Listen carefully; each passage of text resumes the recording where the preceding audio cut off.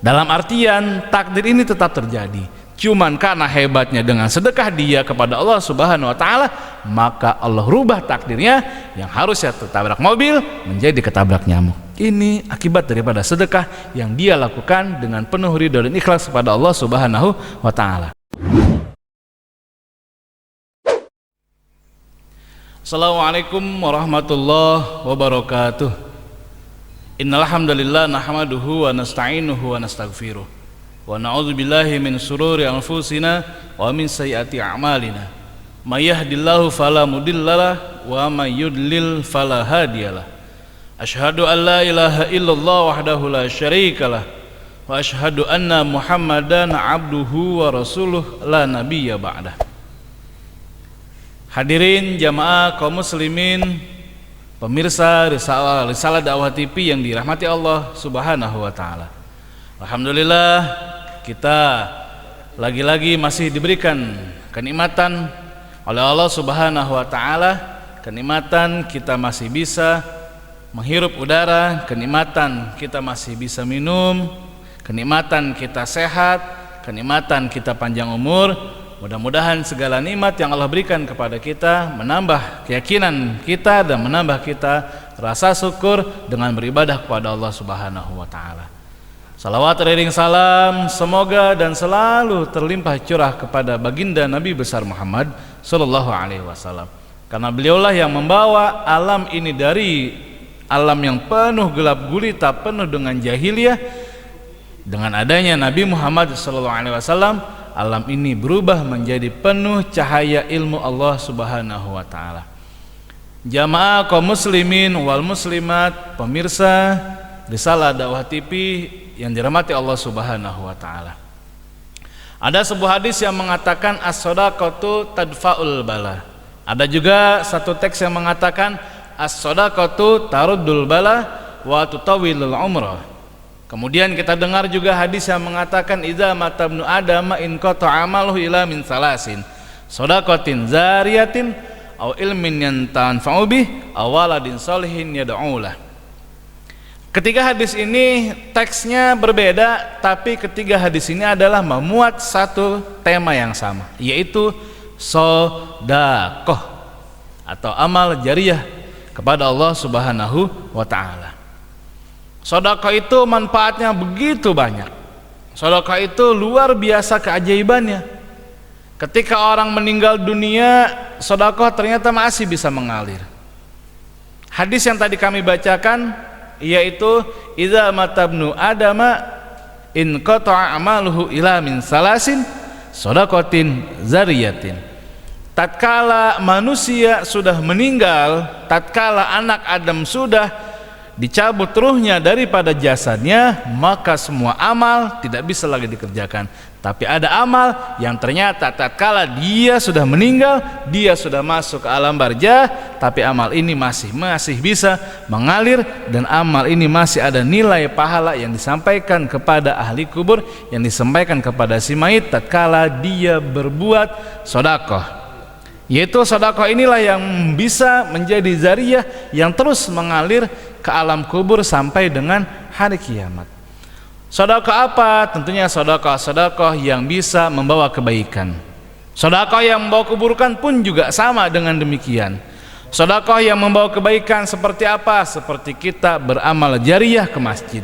Kita beramal ke masjid, kemudian uang kita dipakai belanja buat membeli bahan-bahan bangunan. Dengan didirikannya masjid tersebut, masjid ini masih digunakan buat beribadah kepada Allah Subhanahu wa taala, masih dijadikan sebagai tempat sholat dan tempat lain-lainnya, maka pahalanya terus akan mengalir sampai hari kiamat, dan pahala ini terus mengalir kepada orang-orang yang memberikan sedekahnya walaupun dia sudah berada di alam kubur, dia sudah berada di alam barzah. Kemudian tatkala sedekah, mungkin bukan sedekah, tatkala amal buruk juga yang dilaksanakan oleh orang-orang yang berbuatnya, ini pun bisa terjadi kepada dia, sampai kepada dia tatkala dia berbuat amal keburukan. Contoh, misalkan dia memberikan sedikit jalan buat tempat kemaksiatan, Jalan ini dipakai terus sama orang-orang yang berbuat maksiat sampai orang ini meninggal, maka siksanya juga akan terus dia rasakan. Kenapa? Karena jalanan itu masih dipakai oleh orang berbuat maksiat, dan setiap kemaksiatan yang dilakukan orang-orang tersebut yang berjalan dalam maksiat kepada Allah Subhanahu wa taala, maka siksaannya pun juga sampai ke alam kubur. Nauzubillah min dzalik kalau amalan seperti ini. Yang kita inginkan adalah sedekah jariyah yang mengalir, tentunya apa? Tentunya kepada kita adalah berupa pahala dan berupa kebaikan dari Allah Subhanahu wa taala. Kemudian dalam teks hadis yang lain adalah as-shadaqatu tadfa'ul bala. Sedekah itu menolak bala. Kemudian ada lagi as-shadaqatu taradul bala wa tutawil umrah. Sedekah ini menolak daripada bala dan memanjangkan umur. Jadi sedekah itu ternyata menolak bala. Sedekah itu bisa membuat kita yang asalnya kena bencana besar jadi kenanya nggak kena sampai bencana besar. Bahkan di dalam kitab Ta'lim juga dijelaskan bahwa manusia itu harus sibuk dengan perbuatan-perbuatan ibadah kepada Allah Subhanahu wa taala. Salah satunya adalah sedekah. Di dalam kitab Ta'lim itu ada masih di mukadimah awal, masih di awal-awal bab. Nah, di situ dijelaskan bahwa manusia ini, umat Islam, kaum muslimin dan muslimat itu harus sibuk mencari ibadah-ibadah kepada Allah Subhanahu wa taala yang mendatangkan keridhaan daripada Allah Subhanahu wa taala, dan tentunya salah satunya adalah sedekah. Nah, di dalam kitab Ta'lim tersebut dikatakan seandainya orang berbuat sedekah kemudian dia terkena musibah, musibah itu tetap tidak mustahil kena dia, tetap musibah ini akan dia kenakan, akan ditimpakan kepada Allah dan kena sama dia. Tapi hebatnya sedekah ini bisa membuat yang tadinya kita kena musibah yang begitu besar, ternyata Allah ganti dengan musibah yang kecil. Bahkan ada keterangan sebuah kisah, banyak kisah-kisah, nanti kita akan terangkan beberapa kisah yang bisa kita jadikan contoh sebagai penyemangat kita dalam melakukan amal zariyah atau amal sedekah yang kita bisa sampaikan kepada orang-orang yang membutuhkan. Nah, jadi dalam kitab Ta'lim itu, kalau seandainya orang terkena musibah besar tapi nanti dia jadi kena kecil, kenapa? Karena dia memberikan sedekah kepada orang-orang, kepada yang membutuhkan. Nah, kalau sedekah ini saja bisa membuat seperti itu, kenapa kita enggan untuk bersedekah? Kenapa kita takut buat bersedekah? Justru dengan ada hal demikian kita harus semakin menambahkan sedekah kita, tentunya dengan uang ataupun dengan rezeki yang kita punya. Juga jangan terlalu sampai memang betul kita besar-besarkan, tapi juga kita lihat kondisi rezeki kita ataupun juga keuangan kita. Juga harus kita lihat yang sedekah yang kita berikan ini apakah nanti akan bisa mengganggu daripada keuangan di keluarga kita atau tidak, itu pun juga menjadi salah satu perhatian. Yang pasti sedekah itu harus dengan penuh keikhlasan dan jangan sampai ada niat-niat selain daripada untuk beribadah kepada Allah Subhanahu wa taala. Nah, ada kisah seandainya orang ini satu kisah bakal kena musibah besar, kemudian dia sedekah. Dikisahkan itu di beberapa ulama mengatakan, ada dikatakan itu bahwa orang ini harusnya kena ketabrak mobil. Dia harus tabrak mobil nih dalam catatan takdir Allah. Karena dia sedekah, tabrak mobil ini nggak jadi. Akhirnya dia berubah, ditakdirkan sama Allah menjadi apa? Menjadi ketabrak motor. Ternyata dia pun juga sedekah. Karena dia sedekah, yang harusnya ditabrak motor nggak jadi ketabrak motor. Jadi apa? Ketabrak sepeda. Karena dia sebab sedekah nggak jadi ketabrak sepeda, akhirnya dia ketabrak apa? Ketabrak orang. Karena sebab dia sedekah dia nggak jadi ketabrak orang, akhirnya apa? Sampai dikisahkan atau diceritakan dia akhirnya sampai dengan ketabrak nyamuk. Yang namanya ketabrak nyamuk pasti nggak sakit. Yang namanya nyamuk nabrak kita, paling justru malah nyamuk yang mati dengan sebab ditampar ataupun ditepuk sama kita. Itulah salah satu bukti sedekah. Yang harusnya orang ini tertabrak sesuatu yang besar, yang harusnya ketabrak mobil, Allah rubah takdirnya menjadi ketabrak nyamuk. Dalam artian takdir ini tetap terjadi, cuman karena hebatnya dengan sedekah dia kepada Allah Subhanahu wa taala, maka Allah rubah takdirnya yang harusnya tertabrak mobil menjadi ketabrak nyamuk. Ini akibat daripada sedekah yang dia lakukan dengan penuh ridho dan ikhlas kepada Allah Subhanahu wa taala. Ada kisah pada zaman Nabi Sulaiman, pernah terjadi kisah si kisah ini dikisahkan ada seekor burung. Jadi burung ini bertelur di sebuah pohon. Kemudian burung ini bertelur di sebuah pohon, tapi lama-lama nih telur yang dia telurkan kemudian hilang. Dia nelor lagi, kemudian hilang lagi. Sampai bingung siapa manusianya yang sudah ngambil burung ini, yang ngambil telur ini. Akhirnya dia cerita kepada Nabi Sulaiman. Dia ngadu kepada Nabi Sulaiman, "Wahai Nabi Allah, aku bertelur tapi telurku ini selalu hilang. Aku ingin tahu siapa yang ngambil telurku ini." Akhirnya karena Nabi Sulaiman pada saat itu penguasa segala makhluk, dia bisa berbicara kepada hewan, juga bisa berbicara kepada jin. Memang itu mukjizat dari Allah Subhanahu wa taala. Akhirnya dia apa? Akhirnya Nabi Sulaiman mengutus jin untuk melihat siapa kira-kira orang yang mengambil telur daripada si burung ini. Nah, akhirnya kemudian si jin itu diperintahkan sama Nabi Sulaiman, "Wahai jin, kamu cari informasi, cari tahu siapa manusia yang telah ngambil burung ini, yang telah ngambil telur daripada burung ini." Akhirnya jin itu jalan. Jin itu kemudian berangkat ke pohon tersebut. Ditungguin tuh pohon tersebut. Betul memang. Kemudian si burung ini bertelur kembali dan pada esok harinya ternyata betul ada manusia yang ingin ataupun yang memang ngambil telur tersebut, ngambil telur burung itu. Dan hebatnya ketika si manusia ini ngambil telur tersebut, yang jin ini diperintahkan sama Nabi Sulaiman untuk, bahasa kita yang mungkin menyingkirkan daripada manusia yang ingin ngambil telur burung ini, ternyata apa? Ternyata jin itu yang dilemparkan oleh malaikat Allah Subhanahu wa taala. Kenapa? Ternyata kisah punya kisah, usut punya usut. Setiap kali si orang yang ingin ngambil telur daripada yang ditelurkan oleh burung yang ngadu kepada Nabi Sulaiman, ternyata apa? Ternyata dia sebelum naik ke pohon tersebut, dia memberikan sedekah roti buat orang. Dia memberikan sedekah roti buat fakir miskin. Padahal nggak banyak, cuma sebelah roti itu. Nggak banyak roti itu dikasihkan kepada orang yang membutuhkannya, yang ngerasa lapar, dikasih roti ini, dimakanlah sama dia.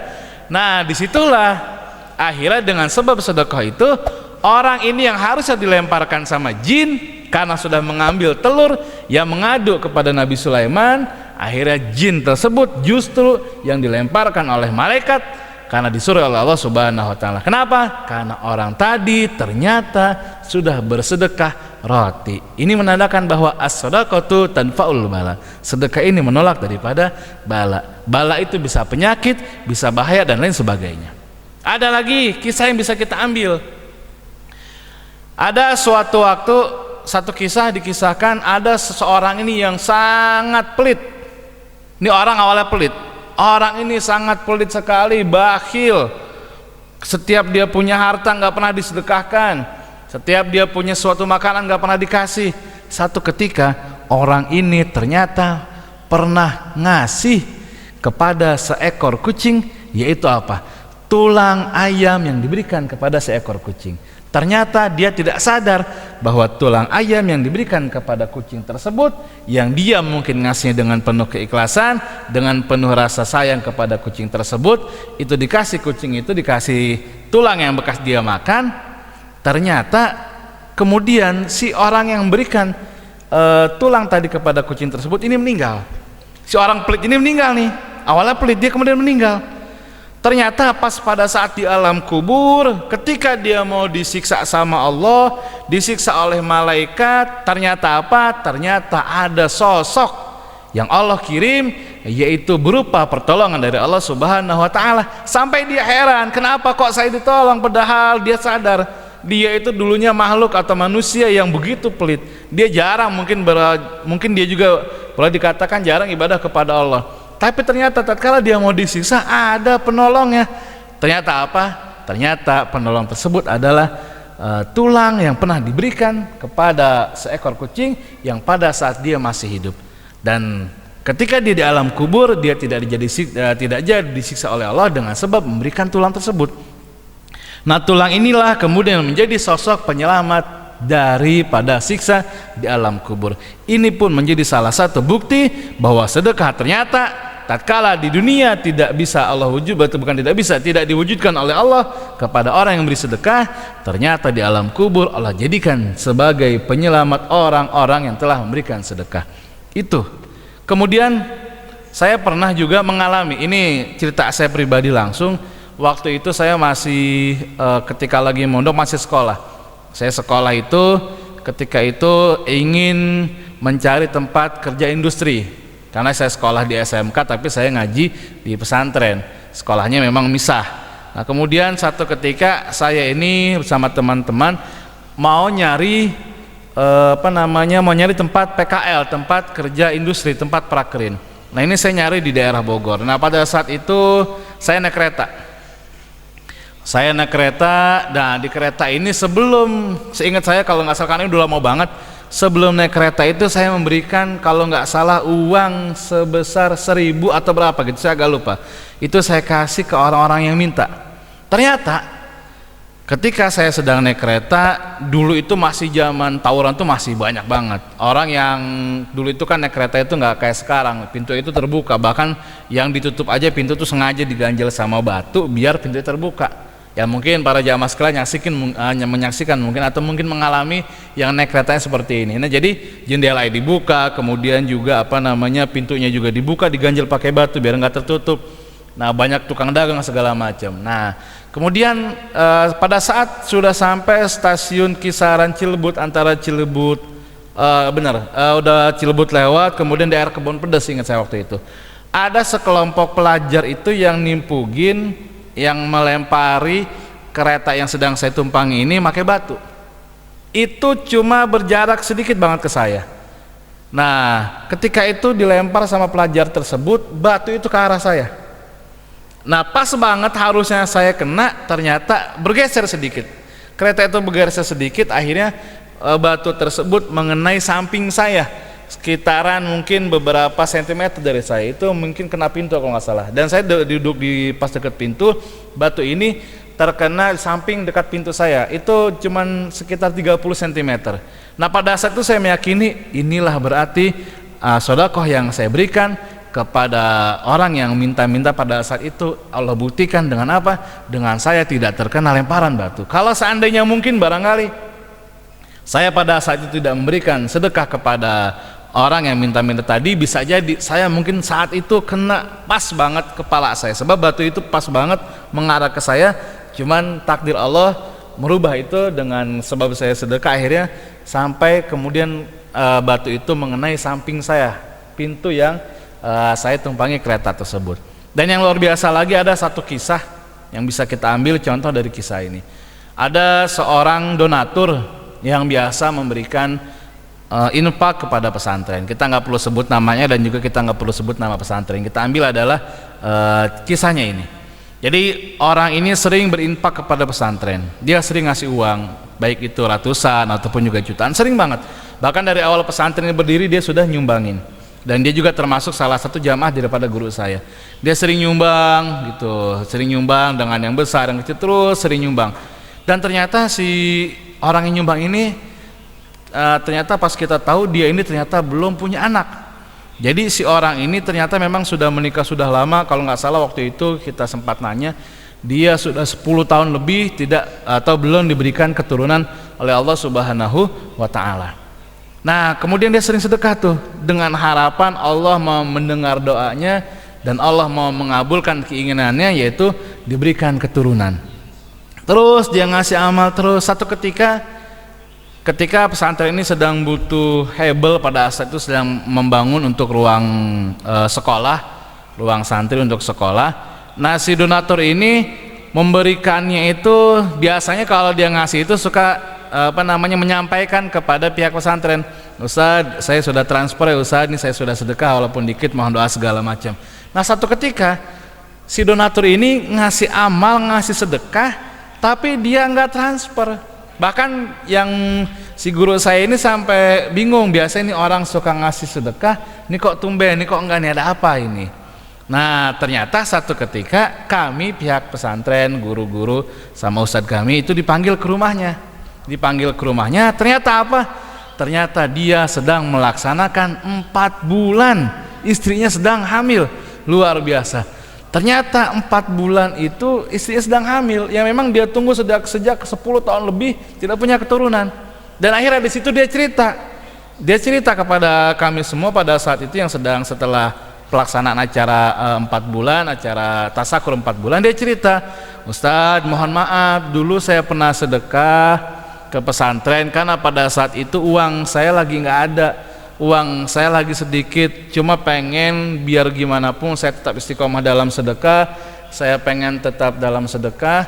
Nah akhirnya dia mensedekahkan ini, uangnya dikit, nggak terlalu banyak. Akhirnya dia tidak bilang ke pesantren, dia pokoknya ngasih aja tanpa ada yang tahu satu orang pun bahwa dia menyedekahkan uangnya untuk kebutuhan pembelian daripada bahan-bahan material buat bangunan kelas. Dan ternyata apa?